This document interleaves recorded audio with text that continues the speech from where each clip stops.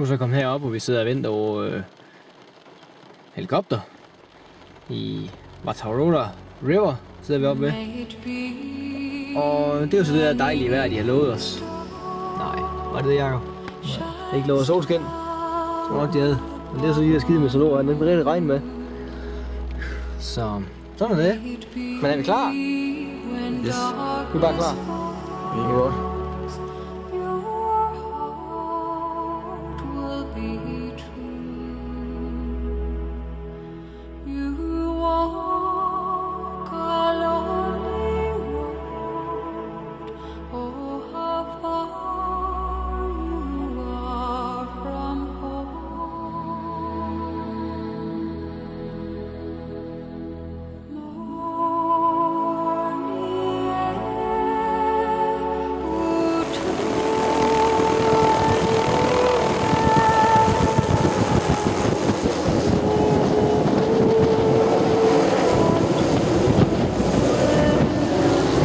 Så er vi overnat herude i de næste 6 dage.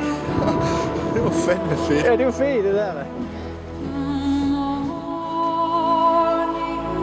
Vi så kommer op til Mønter Hot.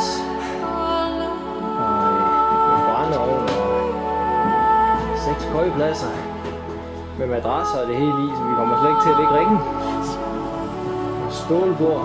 Det regner lidt ind, kan jeg se. Men det er snart gå. Det bliver fedt det her. Tryk det her, Elmer. Nu har vi lige fået gang i brændeovnen her, og vi får det tørt træ ind. Prøv på at lave det tørt i hvert fald, det er ligesom det, vi lige kunne finde.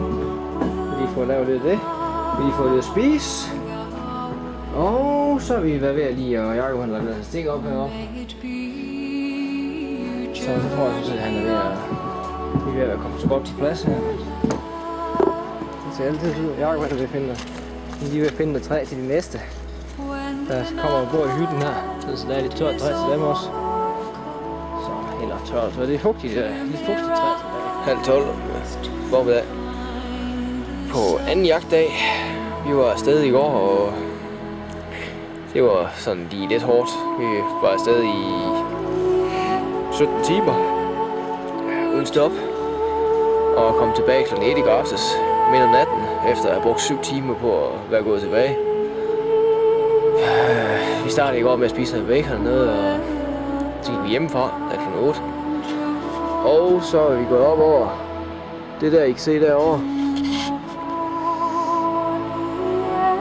Der kom vi op over det der. Ups, til toppen der. Der vil jeg nok sige, at der lige pludselig hang jeg bare en enkelt græsstrå eller noget der. Der var jeg godt nok rej for, at jeg ikke skulle se omverdenen igen. Men så kom vi derop, og så havde vi egentlig besluttet for, at vi skulle videre op over der. Men det kunne vi ikke. Så var vi kommet ud til kant på den anden side, så vi en helt floktar på den anden side derovre. Der gik cirka 20. Så var gode råd i dyre med at finde ud af, hvordan vi kom derover. Og der var pænt langt til at pyrse på 4 timer for at komme over til dem. Fordi de stod, så de kunne se os hele tiden, men vi kunne ikke, vi kunne faktisk ikke rigtig se dem. Så og der var et par gode tyre imellem, det var vi sikre på. Men da vi så kommer over efter 4 timers pyrs, så er vi så svineheldige at få skudt en hver til at starte med. Og da jeg kommer op til min, så stinker han simpelthen sådan, og vi har 2 af dem, de ligger her.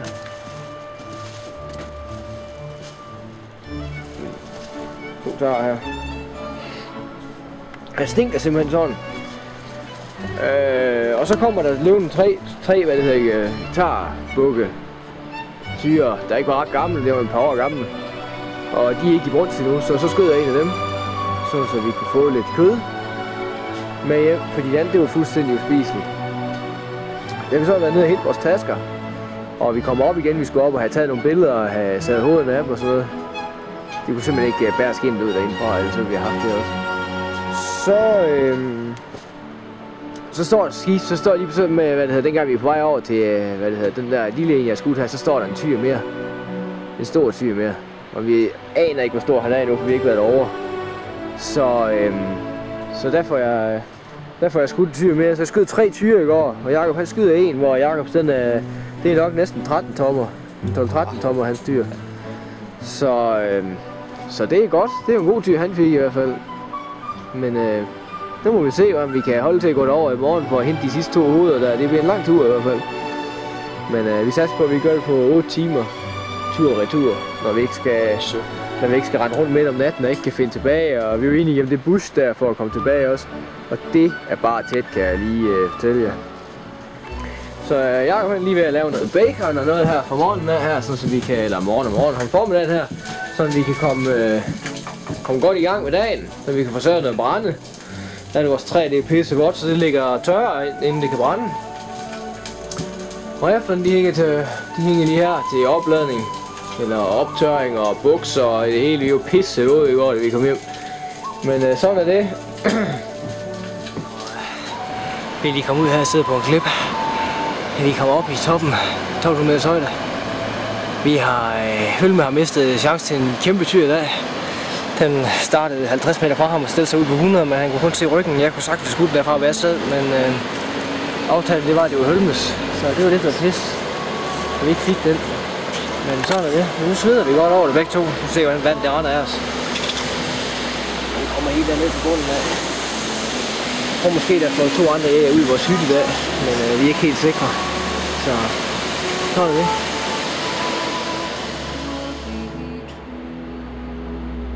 Den anden er på 360, jeg tror, jeg var det.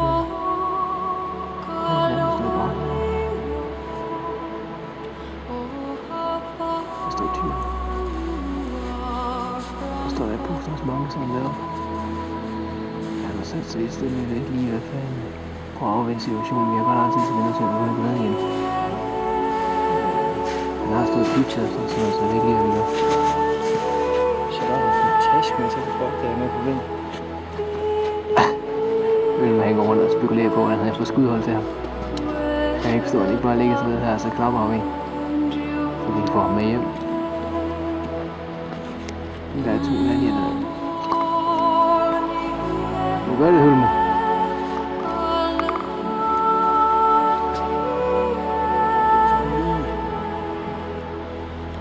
Jeg har bukkefeber på din vej. Jeg var også slet holde kamera stille. Det er en pæn dyr, den der. Mellem 11 og 12 tommer, tror jeg. Ja. Mellem 11 og 12 tommer, tror jeg. Næsten lige så stor, som du lige har skudt. Så kom vi herop. Ja, det var godt nok en ordentlig tur hernede fra bunden af dernede. Og så herop.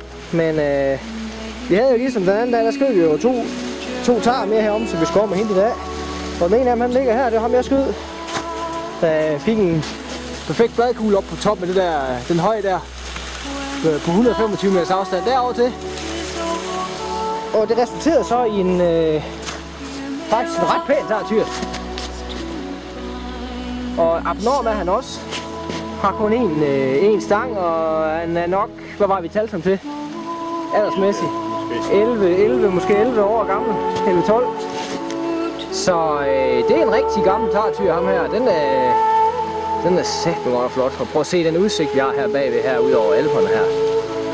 Men det er helt fantastisk. Nu skal vi op og se, om vi kan finde Hølmes. Den ved han lige, hvor der ligger henne. Så den skal vi op og tage nogle billeder af nu. Og oppe i luften heroppe, der kan man se, jeg ved ikke om det er så nemt at se, fordi kan der flyve kæren, de flyver her rundt over det hele her. Så det er en helt fantastisk dag i dag. Så vi lige kommer hen til Hølmes tyr her. Den er godt flot, ham der. Det er den førende bull i flokken. Den er ikke så gammel som ham, jeg skød, men det er helt klart ham, der har taget styringen efter ham den anden. Jeg lige se en af horn. De går nok flot, den der. Jeg tror, hvad det hedder. Hva? Det lugter ikke så godt. Nej, det gør ikke. De lugter pænt fælt, men de er godt nok lukket.